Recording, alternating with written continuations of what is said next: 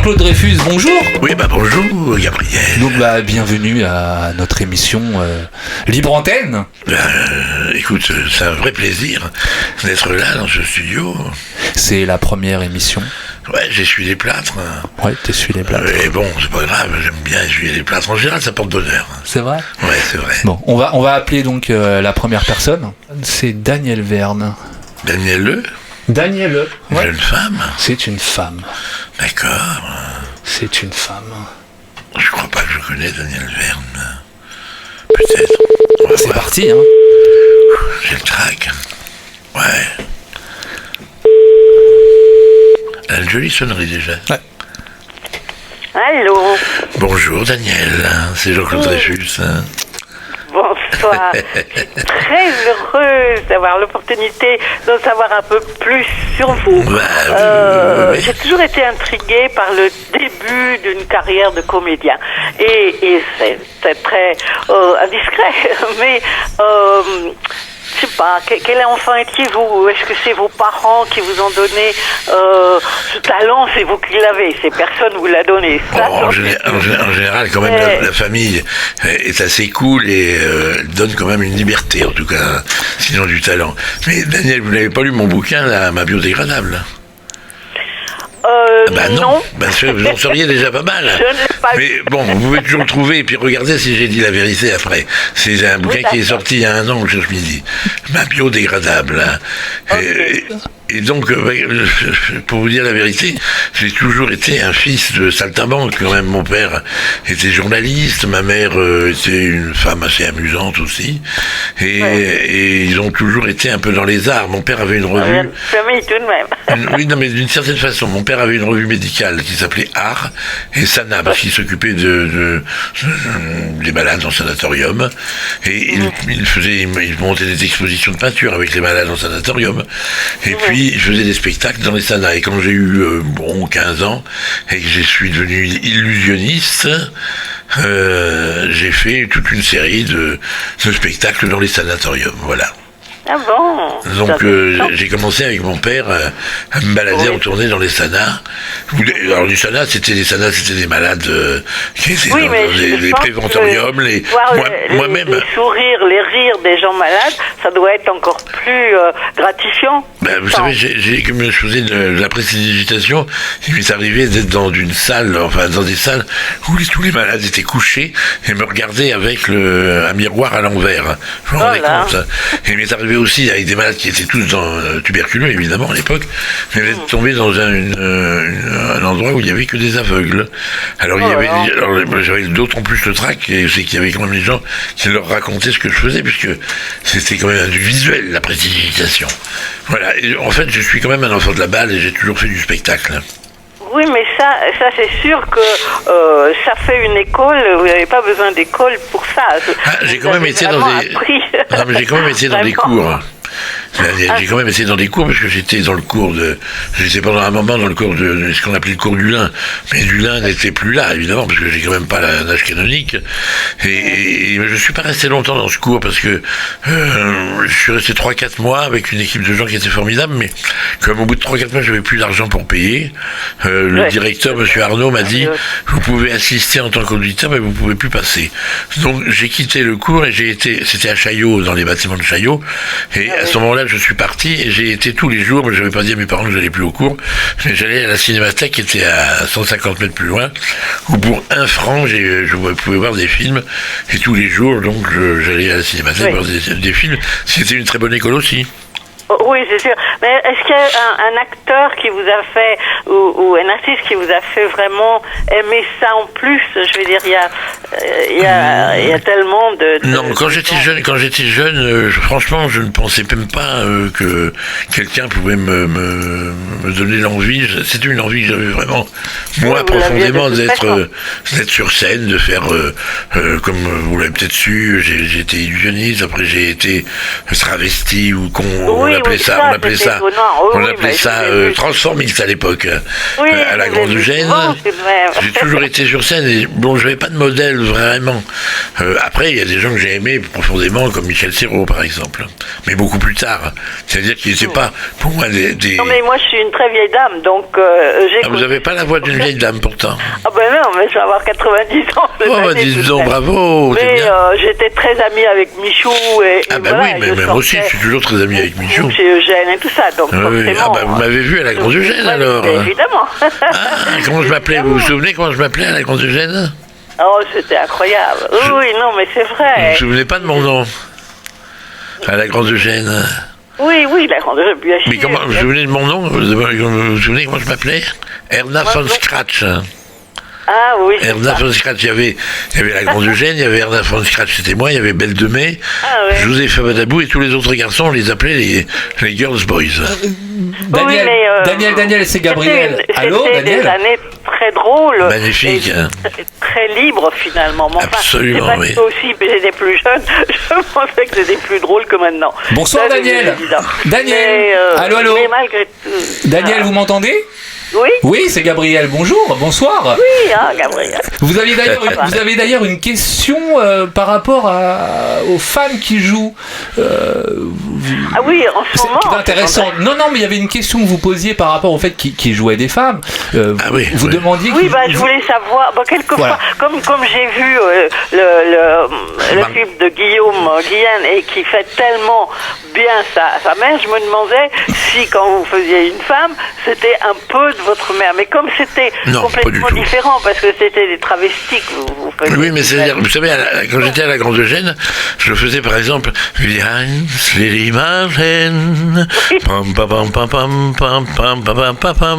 et j'avais une très belle. J'étais blonde, j'avais une perruque blonde. Oui, bien sûr. J'avais la lèvre inférieure de ma bouche qui était un peu lipue. Et j'ai été dans une très très jolie robe blanche avec une espèce de manteau long. Et quand ma mère est venue, elle m'a dit: ah, c'est fou ce que tu me ressembles quand j'étais jeune. Ah, oui, je m'en doutais. Mais c'était pas fait exprès. C'était tellement bien fait. Et elle me disait, à un moment, je faisais aussi une espèce de lampadaire dans une robe 1925. Elle me dit: qu'est-ce qu'elle était belle cette robe. Oh, j'aurais eu envie de la voir aussi. Non, mais vous étiez très mince à ce moment. J'étais plus mince qu'aujourd'hui, c'est sûr. Non, oui, mais maintenant, ça vous. Mais je suis en plein régime, là, Daniel, en ce moment. Il est en plein régime. Est-ce que vous seriez mince, ça serait pas un rôle pour maintenant. Parce que vous jouez, c'est tellement étonnant que, voilà, il faut vraiment une stature. Non, je me réjouis beaucoup d'aller vous voir. Bon, venez voir la trahison d'Einstein. On y est. Je veux absolument voir ça. Avec Monsieur Huster et Francis. On y est à peu près au moins jusqu'au mois de mai, peut-être même à mi-juin. Ah j'espère. Écoutez, certainement j'y vais bientôt. Merci Daniel en tout cas pour votre question. Daniel, merci pour votre question. On peut pas rester trop longtemps avec chaque personne, sinon c'est pour ça. Nous ferions une émission de 8 heures. Alors je vais vous dire un truc, Daniel. Si vous venez voir la trahison d'Einstein, en général, je fais un saut en face à la crêperie de la Gaîté et on se fera la bise à ce moment-là. Ah oui, avec grand plaisir. Voilà. Grand plaisir. Ok, bonsoir. Bonsoir et bonne fin de soirée. Bonne soirée. Bisous Daniel, merci pour votre question. Alors nous allons passer donc à une autre question. C'est Grégory. C'est comment son nom? C'est Grégory Gamboa. Je connais pas non plus. Je connais pas. Non, moi non plus, je connais pas. Donc on va connaître. C'est parti. Donc Grégory. Allô? Ça sonne.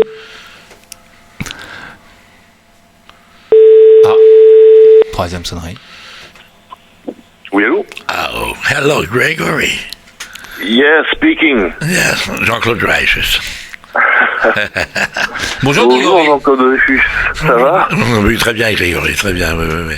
Ok, super. Alors Grégory, quelle est votre question pour Jean-Claude Dreyfus? Alors, la question c'est est-ce qu'il veut jouer dans Crocodile dans la mangrove, tout simplement? Crocodile, comment c'est celui-ci? Dans la mangrove, c'est un projet un peu loufoque, c'est une comédie, un film. Je suis au courant de ça. Et Crocodile dans la mangrove. Mais est-ce que... Ah, mais attends. Je te propose un projet en fait, je te propose mais je suis pas au courant du tout encore. Ah non, t'es pas... Enfin, non, je pense pas. Peut-être que Nico t'a mis au courant. Nico de Bordeaux, en fait. Nico de Bordeaux. Le régisseur. Non, ça te dit rien. Je suis en train de t'embrouiller. Voilà. Donc votre question, c'était de savoir si... Alors, la question... Oui. C'est qu'en fait, j'ai un projet de film et je propose à Jean-Claude un petit rôle. Hein. Il y a 1 à 2 journées maxi de tournage et ça se passe en Afrique. Ça se passe en Afrique ou ça? Il faut y aller alors. Et il faut y aller, tout à fait. Mais après, tu pourrais éventuellement profiter des plages pendant une semaine. Non, mais je veux dire, si c'est un rôle où il y a juste 2-3 jours, il faut trouver le temps de le faire, même si on peut rester quelques jours.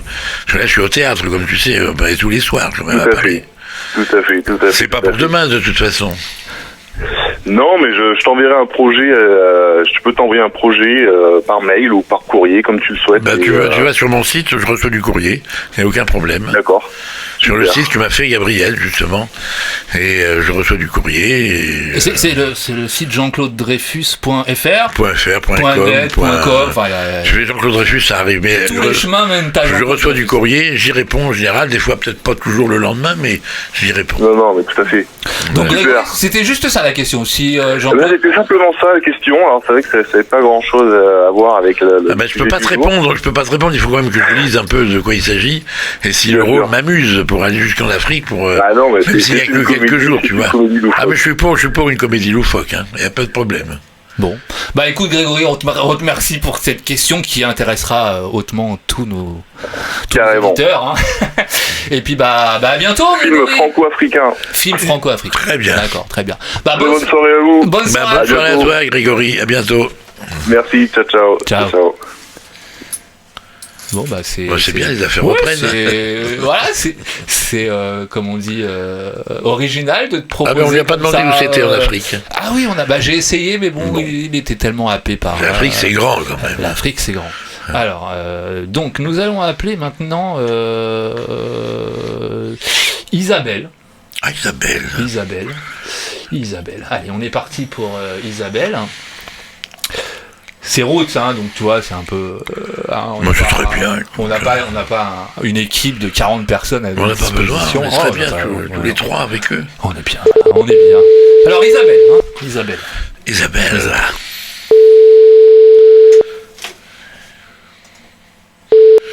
Allô? Oui, coucou Isabelle, c'est Jean-Claude. Bonjour Jean-Claude. Ça va bien? Ah, ça va très bien. J'étais en train de passer en revue Mon site? Votre immense carrière. Ah oui, il y a du boulot alors, quand même. Oui, il y a du boulot. Mais Isabelle, ça n'est qu'un début. Il y a eu plein de belles choses. C'est vrai. Est-ce que vous avez vu certaines de ces belles choses? Ah oui, j'en ai vu pas mal, dont Délicatessen. Mais ça, il y a 23 ans déjà, quand même. Il y a longtemps. Depuis, oui, quand même. Oui. Et là, j'aurais bien aimé voir, mais j'habite pas à Paris. La pièce avec Francis Huster. La trahison d'Einstein.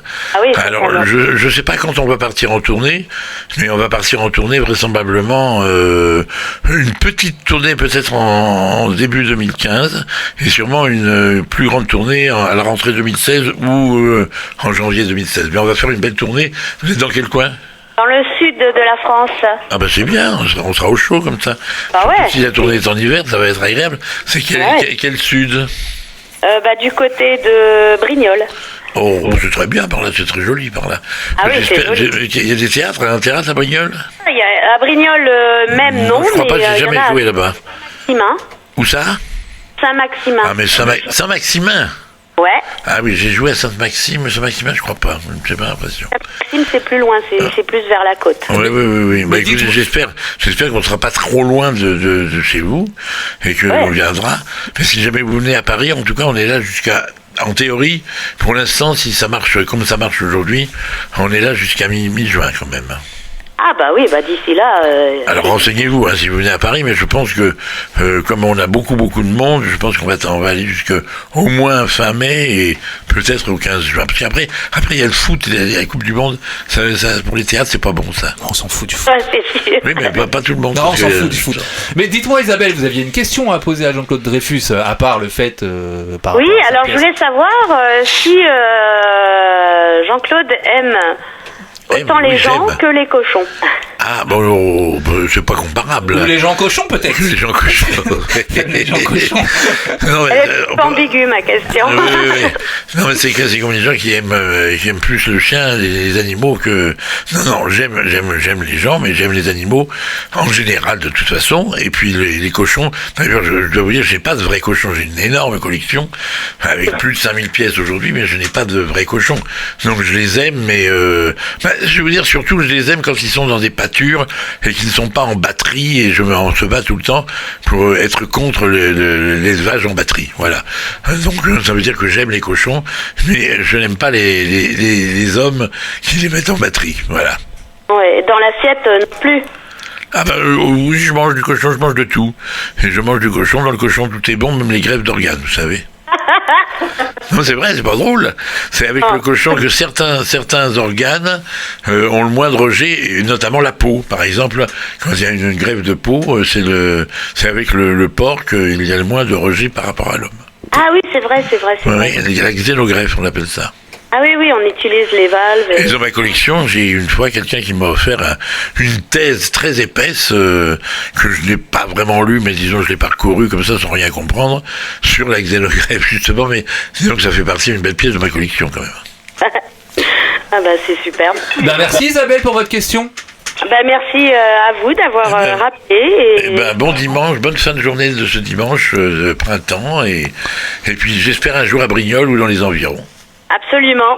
Et moi je regarde sur Facebook les jolies fleurs. C'est les fleurs d'Alexandra Lisbonne, ça. Tous les jours, vous savez, Alexandra, depuis pendant 3 ans, je crois, elle m'envoie des fleurs, et tous les jours, j'envoie des fleurs à tout le monde. C'est super, c'est la gaieté quotidienne. Absolument, je suis ravi de vous les offrir. Merci Jean-Claude. Gros bisous. Gros bisous. À bientôt. Au revoir. Il y a du monde derrière. Au revoir, merci à vous. Si on appelait John, ça te dit John? Ouais, John. Alors attends, John, où est-ce qu'il est, John? Il a un nom, John quoi? Non, c'est John. C'est J-O-N, tout simplement. J-O-N, John. C'est peut-être un homme, peut-être une femme. Hein. On sait pas, ça sera la surprise. C'est parti.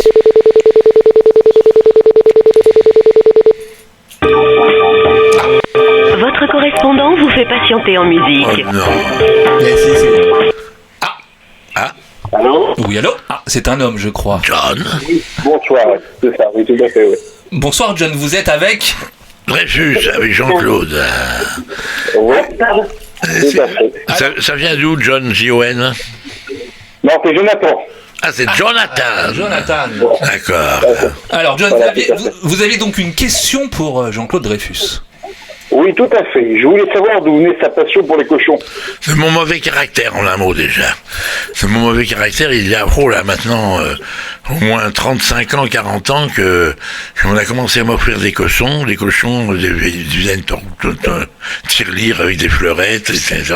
J'en ai cassé pas mal, pour se moquer de moi, parce que j'avais un caractère de merde, un caractère de cochon. Voilà, et puis après, j'ai bien aimé cette rondeur et cette forme, et puis je me suis un peu intéressé à l'animal, et puis tout d'un coup, la collection s'est décidée comme ça, puis c'est aujourd'hui une collection infernale, parce que j'ai plus de 5000 pièces, j'ai des très belles choses, vraiment, et j'ai des choses que personne n'a, ça j'en suis sûr, puisque j'ai rencontré pas mal d'artistes, des peintres, des sculpteurs, et j'ai des choses rarissimes que personne d'autre ne peut acquérir. Alors c'est une collection qui n'a pas de fin, évidemment, puisque dès qu'on rencontre des artistes, ils créent, donc voilà, je suis pris au piège. D'accord. Les cochons sont très intelligents. Oui, c'est vrai. Très intelligents, oui. Absolument. Vous savez que le cochon et le rat sont, d'après ce que l'on dit, les animaux qui se rapprochent le plus de nous, de l'homme. D'ailleurs, on m'a offert une thèse sur la xénogreffe, et c'est avec le cochon, parce que le rat c'est un peu petit quand même, un cœur de rat, mais c'est avec le cochon que l'on peut transplanter des organes ou de la peau où il y a le moins de rejet, en fait. Voilà. Bon, voilà, John, vous avez... Et le cochon est un animal extrêmement sensible. D'ailleurs, il y a plein de, si vous ne l'avez pas vu en réalité, de documentaires où on entend quand ce cochon sent qu'il va partir, malheureusement, se faire tuer. Et il a une sensibilité plutôt exacerbée. Comme nous-mêmes, d'ailleurs. Tout à fait. Voilà, John, vous êtes content de la réponse ? Tout à fait. Oui, merci beaucoup. Vous êtes d'où ? Vous êtes, je ne me demande pas si vous êtes d'où. Je me demande d'où êtes-vous ? J'habite à Saint-Gratien, dans le Val d'Oise. Ah, ben, vous n'êtes pas loin. Bon, on va essayer de venir nous voir au théâtre. Avec mon ami Francis Huster, on est avec la trahison d'Einstein. Vous avez peut-être vu sur des affiches de ça. Et on est là au moins jusqu'à fin mai, peut-être mi-juin même. D'accord. Et c'est un très beau voyage. Voilà. Bonne soirée. Au revoir. Merci. Salut. Bonne soirée à vous. Bon, marmotte. Ah, ça y est, ça sonne. Allô ? Bonjour Marmotte. Oui, bonsoir. C'est Jean-Claude Dreyfus. Oui, bonsoir. On vous réveille pas, marmotte ? On vous réveille ou pas ? On vous réveille, c'est un peu tard là, non ? Non, je vais retourner écouter les élections après, donc je suis pas Ah, encore bah oui. Ah. Bon, on verra ça demain, les élections, parce que là, on est avec vous, on va pas vous prendre trop longtemps. C'était quoi votre question, Marmotte bleue ? Alors, parce que je sais que vous êtes actuellement au théâtre avec pour la trahison d'Einstein. Oui, bien sûr, tous les soirs. Voilà, c'est programmé jusqu'au 15 mai. Oui, peut-être un peu, même 15 juin, peut-être. Est-ce qu'il est déjà prévu de poursuivre ou ça va vraiment s'arrêter ? Non, ça va s'arrêter, parce qu'en plus, il y a l'été, il y a le foot, la Coupe du Monde, tout ça, donc on va peut-être aller jusqu'au 15 juin. Et après, il y aura une tournée d'organiser, vraisemblablement en début 2016, ou un peu plus tard, j'en sais rien. Il faut qu'il y ait un nombre suffisant de villes, mais il y aura une suite en tournée, en tout cas un peu partout en France. Vous êtes d'où, Marmotte, vous ? En Savoie. Ah bah voilà, vous êtes en Savoie, je m'en doutais. C'est bizarre, hein. Je m'en doutais, ça, oui. Et votre vrai nom, c'est quoi, Marmotte ? Céline ? Oui, c'est ça. Ah bah c'est Céline, hein. C'est la Céline que je connais. C'est la Céline que je connais ou pas ? Oui, c'est exact. Bah oui, alors Marmotte bleue. Non, si vous venez à Paris, on est là au moins jusqu'à, je pense, à mi-juin, mais le mieux, ça sera de vérifier quand même qu'on est toujours là. Je viens du théâtre, là, où j'ai joué cet après-midi, on était bourré, pas moi, hein, j'étais pas bourré, mais le théâtre était plein. Le théâtre était plein, voilà. D'accord. Et on est plein à peu près tous les jours. Donc, si vous venez, il faut le prévoir vraiment pour être sûr d'avoir des bonnes places. Donc, je vais prévoir alors. Bah oui. Et encore une question par rapport justement à votre actualité. Si on vous proposait ce rôle-là, mais au cinéma, est-ce que vous l'accepteriez ? Le rôle du vagabond que je fais, parce que moi, je ne joue pas Einstein, hein, je joue le vagabond. Oui, non, mais je sais bien, parce que vous êtes le vagabond avec qui il vient discuter régulièrement. Avec Einstein, bien sûr. Voilà, si c'était adapté au cinéma, est-ce que vous accepteriez ? Mais évidemment, c'est un beau rôle. Hein. Et donc, ce serait bien de le fixer sur la pellicule. D'accord. Bien sûr, je l'accepterai. D'accord. Merci. Une autre question, Marmotte. Oui, il est possible que ça soit Eric Emmanuel Schmitt qui veuille faire le film, puisque c'est lui qui a écrit le texte, hein, et qui a déjà tourné 2-3 films quand même, hein, Eric Emmanuel Schmitt. D'accord. Bon, bah voilà. Et donc actuellement, justement, puisque vous êtes beaucoup au théâtre... tous les jours, j'y suis tous les jours en tout cas. Le cinéma, c'est de côté, quoi. Ah bah non, c'est pas de côté du tout, j'ai des tas de projets, quelques projets au cinéma qui sont en train de se monter, parfois se démonter financièrement, et qui n'attendent que de voir le jour, hein. Mais c'est pas du tout de côté, je peux tourner, évidemment, comme je suis au théâtre tous les jours à Paris, dans rue de la Gaîté à Montparnasse, je peux tourner que dans Paris ou dans les environs. Je peux pas partir au bout du monde, tant que je suis au théâtre tous les soirs, évidemment. Mais non, c'est pas de côté, j'aime beaucoup le cinéma, et j'ai très envie de refaire un peu de cinéma avec différents bons metteurs en scène, bien sûr. D'accord. Vous avez encore une dernière question, si c'est possible ? Oui, bien sûr. Allez-y. Vite fait. Oui. Alors, vite fait. Vous avez participé donc au court-métrage La Grenouille Bleue cet été ? Oui, absolument. La voix, j'en ai fait j'en sais quelque chose. Il vient d'être sélectionné au Festival d'Avignon. Oui, j'ai vu ça. Le 2-3, je sais plus, 1, 2, 3, je sais plus quel mois. 3, 4 et 5 avril. Bah oui, malheureusement, je pourrais pas y être. Je pourrais pas y être, malheureusement, puisque je serai au théâtre, mais c'est formidable qu'il soit sélectionné au festival, j'ai vu ça, oui. Oui. Et il est en liste pour d'autres festivals, mais pour l'instant, on attend les réponses. Bon, en tout cas, je vous dis merde pour ce premier festival et qu'il gagne plein de prix, ce film. C'est gentil, merci. Et puis j'étais très heureux de faire cette voix dans votre film. Merci beaucoup. Hein? Et à bientôt alors pour un prochain, on va dire, prochain court-métrage peut-être. Bah oui, et puis une autre fois pour rencontrer Oliver. Parce que tu as fait des très belles photos de ce Cheyenne qui n'est plus là malheureusement. Mais maintenant, et comme tu as vu, il y a Oliver. Hein. Oui, et puis finalement, je suis contente de le rencontrer justement, Oliver. Bah oui, il m'a l'air bien coquin encore. Il est très mignon, oui. Et je pense qu'il a un petit peu de son maître aussi déjà. Voilà, exactement. Voilà. Bon, on vous embrasse, Céline. Merci Céline. Merci, Bonne soirée à bientôt. vous. Bon bisous. Au revoir. Au revoir. Allô? Bonjour mon chat. Oui, exactement. Ça va? Vous avez tout compris, Jean-Claude. Est-ce qu'on se connaît ou on se connaît pas? Alors, Kat? On se connaît pas? Moi, je vous connais. Vous connais parce que je vous ai vu sur scène. D'accord. Vous êtes d'où? Vous êtes à Paris? C'est toujours un grand bonheur d'aller vous voir sur scène. Vous êtes à Paris, Kat, ou pas? Oui, je suis à Paris. Malheureusement, je suis à Paris. Malheureusement, c'est une belle ville, Paris, quand même. Mais Kat, oui, mais moi j'aime mieux les grands espaces, la campagne, oui, de temps en temps, il faut y aller. Mais Kat, dites-moi, vous êtes la spécialiste des quiches lorraines, non? C'est pas ça? Exactement. C'est très bien ça. Des quiches lorraines avec du jambon. Avec du jambon. Mais oui, mais je suis au courant de ça. Du bon cochon. Du bon cochon. Ah oui. Comment tu sais qu'elle est spécialisée? Mais elle fait des. Ah, je crois qu'elle fait des gâteaux au saumon et. Ah oui, Kat. De voir. Alors, mais oui, bien sûr. Ça y est, j'en ai mangé. Voilà. Mais oui, mais bien sûr. Voilà. Alors, Kat, quelle est votre question? Alors d'abord, Jean-Claude Dreyfus, comment allez-vous aujourd'hui? Parce que je sais que vous avez enchaîné 2 matinées pour la trahison d'Einstein. Non, deux représentations hier et une aujourd'hui. Ça va, c'est bon, c'est les vacances alors. Là, c'est les vacances, demain c'est lundi, c'est le jour où, comme on dit au théâtre, c'est comme dans les petits, on dit on baise en général. Ah oui, c'est vrai. Bah oui, c'est le seul jour où on a un peu de temps. Exactement. Toujours autant de spectateurs.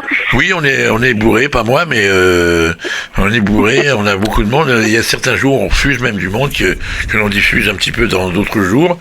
Mais il y a toujours de la place un petit peu le mercredi ou le samedi après-midi à 15h. Parce que les gens font leurs courses, il fait beau, etc. Mais hier, par exemple, samedi à 15h, on avait quand même 250 personnes. Mais même avec le beau temps. Et même aujourd'hui, avec les élections, on était plein. Vous voyez, on était absolument plein à 17h30. On peut dire qu'il n'y a pas eu d'abstention au Théâtre Rive-Gauche aujourd'hui. Non, absolument. Là, c'est le seul endroit où il n'y a pas eu d'abstention. C'est le seul endroit où il n'y a pas eu d'abstention. Exact, oui. Alors, dites-moi, Kat, vous aviez une question intéressante par rapport à un souvenir. Non, mais un souvenir. Il y avait le mot souvenir dedans. Quelle était cette question? Voilà. Alors, je voulais savoir quel était votre meilleur souvenir de comédien ou de chanteur, hein, ou si vous aviez une anecdote particulière à nous raconter. Des bons souvenirs, j'en ai. Il y en a beaucoup. J'en ai quand même beaucoup. Alors, il faut faire un choix. Il faut que j'arrive à me souvenir de choses particulières. Une rencontre. La rencontre, j'en ai pas mal de belles rencontres aussi. Non, je crois une qui a marqué particulièrement votre carrière. Vous savez qu'en général, quand j'accepte de faire que ce soit une pièce ou de travailler dans un film les tours de chant, c'est ma décision. C'est une volonté de ma part de vouloir chanter ou par exemple d'avoir fait le spectacle sur Raymond DeVos. Donc, oui, qui était magnifique parce que je l'ai vu. Ça, c'est des rencontres avec un thème. Mais disons, des belles rencontres. C'est des rencontres avec Michel Serrault où j'ai tourné 2-3 fois avec Jean-Pierre Mocky aussi. Et puis, évidemment, Jeunet et Caro, dans les 2 films que j'ai fait avec eux. Une très belle rencontre aussi, et malheureusement, il est parti, il nous a quittés. J'aurais bien aimé refaire un autre film avec lui, c'était Romer. C'était vraiment une rencontre importante et formidable. Jean-Jacques Hano, que j'avais rencontré il y a très très très longtemps. Et puis, on s'est perdu de vue, et puis, je suis reparti pendant 6 mois au Cambodge pour faire Les 2 frères. C'était une belle rencontre, une belle aventure aussi. Donc, j'ai vraiment de beaux souvenirs lire un peu partout. Alors, le souvenir un peu particulier, c'est vrai que avec les auteurs, par exemple, Mardi à Monoprix, avec le texte d'Emmanuel Darlet, c'était une rencontre très privilégiée. C'était un petit peu comme, il l'a pas écrit pour moi, mais c'était un peu comme du sur-mesure, de la même façon que dans La trahison d'Einstein. Je sais pas si vous l'avez vu, mais j'ai pas l'impression que vous l'ayez vu. Pas encore, mais je vais y aller incessamment sous peu. Éric Emmanuel Schmitt n'a pas écrit non plus spécialement pour moi, mais comme il a tout remanié après avoir fait 2 lectures, aussi bien d'ailleurs pour le rôle de Francis Huster, mais c'est plus limité parce que le rôle est historique, donc on pouvait pas réinventer d'autres choses. Mais pour mon rôle du vagabond, il m'a fait du sur-mesure, et donc c'est des belles aventures. Ça, puis je suis tombé dans une, vous savez, c'est quand on tombe dans des belles familles. Moi, je suis pas très famille, mais quand on tombe vraiment dans des belles familles amicales comme celle en ce moment, eh ben c'est formidable. Alors, au point de vue anecdote, je pourrais vous raconter je vais pas le faire, hein, mais 2-3 aventures qui ont été très négatives et que j'ai quitté furieux parce que ça me faisait débander. Oh, dommage, je ne raconte pas. Tu veux pas? Non, c'est le mot vraiment débandé parce que c'est-à-dire que ou le metteur en scène ou l'aventure était décevante et que j'ai trouvé beaucoup plus professionnel de partir que de résister pendant 6 mois ou 1 an. Parce que le théâtre, c'est long, hein, quand il vaut mieux être bien entouré et avec des gens qu'on aime quand même. C'est un travail d'équipe et Absolument. d'amitié. Alors, une dernière petite question, justement, parce que lorsqu'on regarde sur votre biographie qui est impressionnante, on s'aperçoit qu'il ne s'est pas passé une seule année où vous n'ayez tourné pour le cinéma, la télévision, où vous n'ayez joué au théâtre. Tout cela avec, d'ailleurs, les plus grands réalisateurs. Vous êtes également auteur, chanteur. Alors, si vous deviez choisir entre toutes ces activités, je ne dirais pas laquelle vous apporte le plus de satisfaction, parce que je pense que vous en trouvez dans chacune, mais de laquelle ne pourriez-vous pas vous passer? De m'asseoir à une terrasse et de regarder les gens passer. Eh ben, c'est très bien. Là, je pourrais pas m'en passer. C'est quand même le moteur de la sagesse et de regarder un petit peu, de se nourrir de chacun pour tous les rôles qui sont à venir. Voilà. Mais c'est ça la vie d'artiste, de toute façon. C'est donner et recevoir, donc c'est tout à fait ça. Donc la réponse vous convient? Ah, la réponse me convient parfaitement. Et puis, je ne vais pas monopoliser la parole parce que je pense qu'il y a beaucoup de personnes qui veulent vous parler. Alors, je voulais vous embrasser. Je vous embrasse très tendrement. amicieusement. Très amicieusement, quand je dis absolument. Voilà. Plein de caresses à Oliver. Promis, Kat. Je vous embrasse aussi. Bonne soirée, on vous remercie, petit chat. Merci, miaou.